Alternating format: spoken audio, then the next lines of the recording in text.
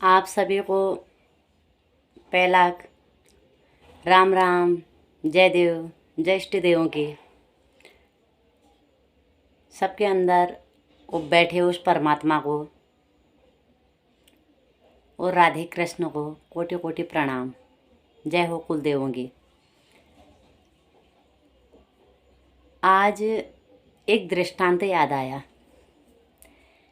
एक व्यक्ति ने एक इंस्टीट्यूट चलाया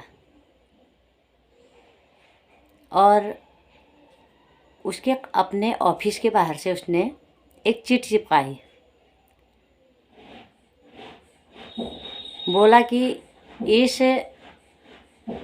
कार्यालय में जो नया नया सीखने वाला होगा उसकी फ़ीस 50 रुपया, और जो थोड़ा जानता हो है उसकी 100 रुपये, और जो सब कुछ जानता है उसकी 500 रुपये फीस। अब क्या हुआ, जो लोग कुछ नहीं जानते थे वो खुश थे।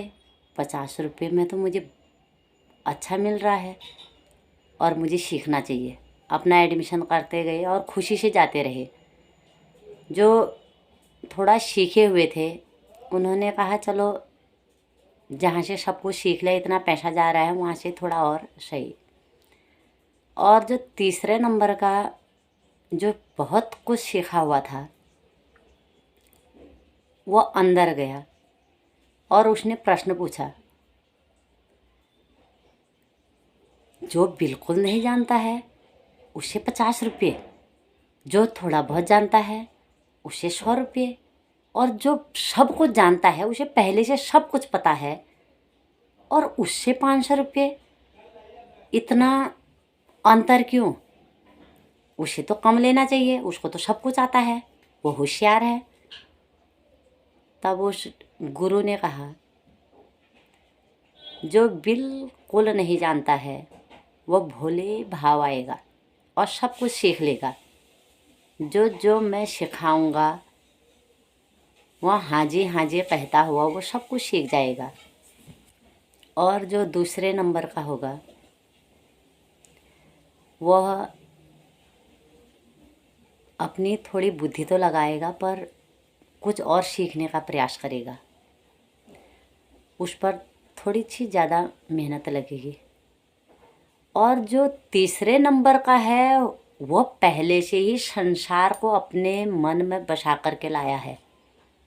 उसको सारे दुनिया का ज्ञान है और वही सबसे ज़्यादा मुझसे बहस करेगा। इसका ये होता है, इसका ये होता है, उसका वो होता है, उसका वो होता है, ऐसा नहीं होना चाहिए, वैसा नहीं होना चाहिए, इसमें तो ऐसा था, मैं तो ऐसे पढ़ा है, मुझे तो ये सब पता है। और मुझे उसके साथ इतनी मेहनत करनी पड़ेगी, मुझे उसके साथ इतनी मेहनत करनी पड़ेगी कि पहले उसका मुझे ब्रेन वॉश करना पड़ेगा, पुराना सब भुलाना पड़ेगा। और उसके बाद जो मेरे पास आया है मुझे उसके अंदर अपना ज्ञान डालना पड़ेगा, तब भी वो सीख पाएगा। तो ऐसी कहने का भाव जो भगवान ने कहा है, भोले भाव मिले रघुराई। जो चतुराई जानता है उसको तो मैं कभी नहीं मिलता हूँ। इसमें एक कहानी और है। जैसे एक लड़का एक ग्वाला जा गया गाय बच्चों के साथ। तो उसके साथ एक बुजुर्ग आदमी भी था। उसने कहा आज नदी के उस पार जाते हैं। थोड़ा वहाँ की सैर करके आते हैं। तो दोनों चले गए। आते समय इतनी आंधी तूफान आई और पानी का बहाव बढ़ गया। अब उस लड़के ने कहा, बाबा जी आप मेरे को ये बताओ हम पार कैसे जाएं, अब हमको तो पार जाना है। बाबा जी ने कहा मजाक में लेते हुए, पार कन्हैया पार, पार कन्हैया पार, पार कन्हैया पार, ऐसे कहते रहना और तुम पार हो जाओगे। तो वो बच्चे ने उस बाबा पर इतना विश्वास किया, उस शब्द पर, और पार कन्हैया पार कहने के बजाय वह भूल गया।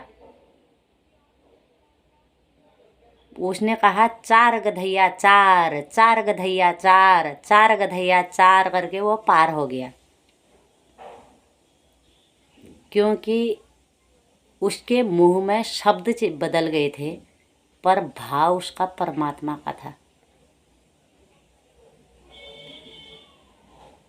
वैसे ही वाल्मीकि के मुख में मरा मरा मरा कहते कहते उन्होंने राम को पा लिया था।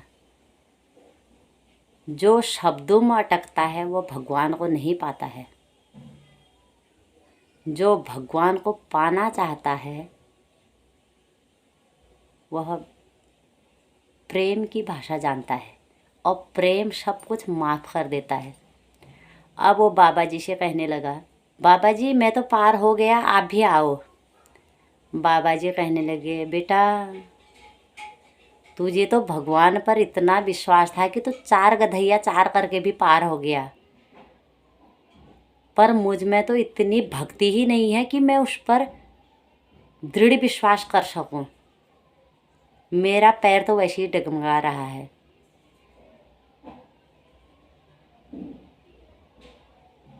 तो ये छोटे छोटे दृष्टांत हमको जीवन के भवसागर से तारने के लिए जीवन जीने की कला सिखाते हैं। गुरु वचनों को रखना संभाल के, एक एक वचनों में गहरा राज है। जिसने जानी है महिमा गुरु की, उसका डूबा कभी ना जहाज है। गुरु बचनों को रखना संभाल के, एक एक बचनों में गहरा राज है। जिसने जानी है महिमा गुरु की, उसका डूबा कभी ना जहाज है। दीप जले और तम नहीं भागे, ऐसा कभी ना हो सकता। ज्ञान सुने और विवेक न जागे, ऐसा कभी नहीं हो सकता। जिसकी ज्योति से रोशन जहान है, वो फरिश्ता बड़ा ही महान है। जिसने जानी है महिमा प्रभु की, उसका डूबा कभी ना जहाज है। बीज पड़े और अंकुर ना फूटे, ऐसा कभी नहीं हो सकता। कर्म करे और फल नहीं भोगे, ऐसा कभी नहीं हो सकता।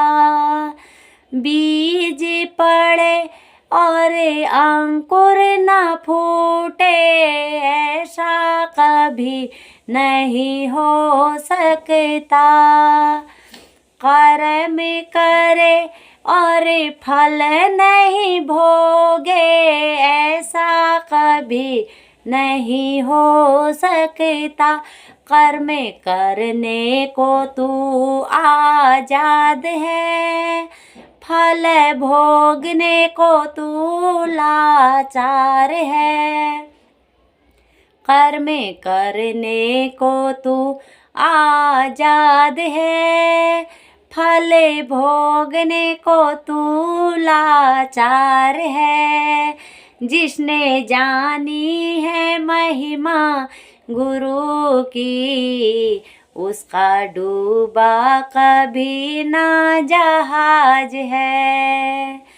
मैं का दिया तू जब तक जलाए, तब तक प्रभु नहीं मिल सकता। अंतःकरण जो शुद्ध न हो तो ज्ञान कभी नहीं टिक सकता। अंतःकरण को शुद्ध बना ले, उसमें प्रेम का दीप जला ले। अंतःकरण को शुद्ध बना ले, उसमें प्रेम का दीप जला ले। जिसने जानी है महिमा गुरु की, उसका डूबा कभी ना जहाज है। प्रभु को समर्पित हो जा, धोखा कभी नहीं खा सकता। गुरु को समर्पित हो जा, धोखा कभी नहीं खा सकता। लक्ष्मण रेखा सत्संग की हो तो रावण कभी नहीं आ सकता। लक्ष्मण रेखा सत्संग की हो तो रावण कभी नहीं आ सकता। अब तो पल पल ये होता आभास है, प्रभु ही सदा मेरे पास है।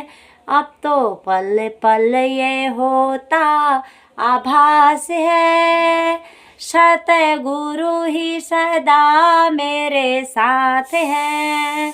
जिसने जानी है महिमा गुरु की, उसका डूबा कभी ना जहाज है।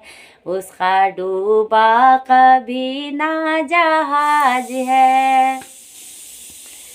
गुरु वचनों को रखना संभाल के, एक एक वचनों में गहरा राज है। जिसने जानी है महिमा गुरु की, उसका डूबा कभी ना जहाज है। उसका डूबा कभी ना जहाज है।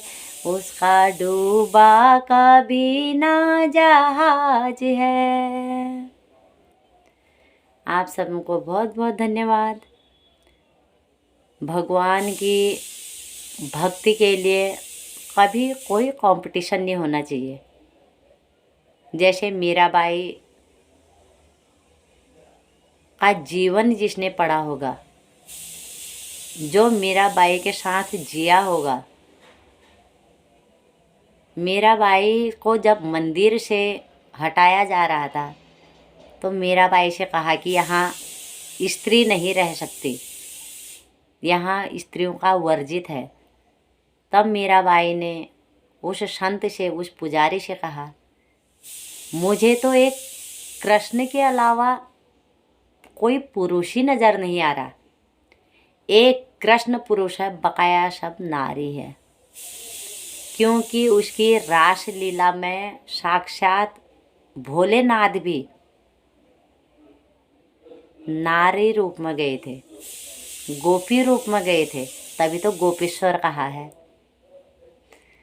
इसीलिए शरीरों पर न जा कर के आज मीराबाई ने कितना संघर्ष किया, कितना सच झूठ कपट में अपने दिन बिताए, पर सत्य की जीत हुई और कहने वाले रह गए और मीरा की भक्ति विश्वास तर गई। धन्यवाद। भक्ति के लिए कंपटीशन नहीं करना है। प्रेम भाव से जो भक्ति की तरफ आता है उसके लिए प्रार्थना यही है, सबके लिए प्रार्थना यही है, प्रभु मुझे भी भक्ति में लगाओ और मेरे साथ साथ मुझसे जुड़े रहने वाले लोगों को भी सच्ची भक्ति दो, जिसमें ये हाड़ मांस का शरीर ना दिखे, सिर्फ आत्मा दिखे। बोलो बांके बिहारी लाल की जय, राधा रानी की जय।